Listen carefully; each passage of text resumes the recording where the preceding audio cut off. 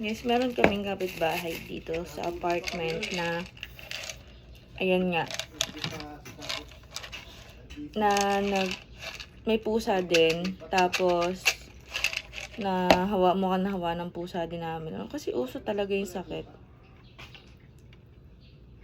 So ibibigyan ko sila nito sa immune system. Mag-share tayo. Okay, 1 day, 4, 6, 8, 10, 12, 14, 16, 18, 20, 22, 24, 25, 26, 28, 30. Ayan guys, share tayo ng 30 pieces, pang 15 days na niya to. Yan.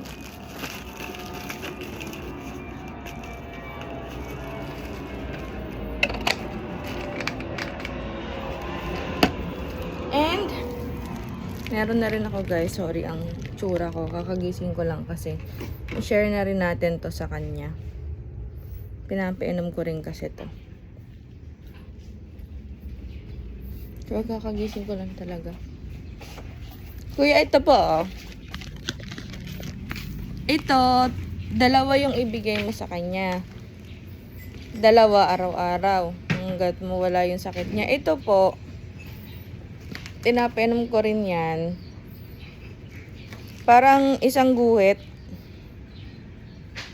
For example, yan, isang guhit niyan, isang guhit nito. Basta isang guhit lang, ganon. Ito halos pagkain. Pwedeng tingnan nyo kung kakainin niya. Yan, diretso nyo rin yan ibibigay. Dalawa, isang araw. Pero ayun nga, pero wag... Nakalimutan ko na. Ito. Wait lang po.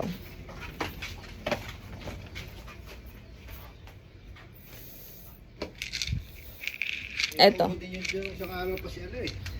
Ayan, may ubo din. Pero pinapainom ko yan. Pero wala na nga sipon eh. Pag ubo pa naman siya, diretso. Wala lang nga tong sipon eh. Ito, nakita ko na lang, inuubo na lang ulit. Kakagising ko lang. Yan.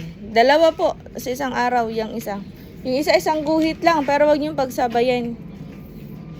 Yan, kuya. Sige po. Ayun lang guys. Oh, at least na-share natin tong ating gamot sa mga pusa. Kasi uso talaga guys ang mga sipon at ubo. Pero at least meron pa naman akong isa dito. Ito. Pinapainom ko rin to sa kanila guys ha. Araw-araw din to. Pero kalakalahati lang. Para mawala nga kanilang mga sipon. At talaga namang grabe na yung mga sipon ng mga alaga ko.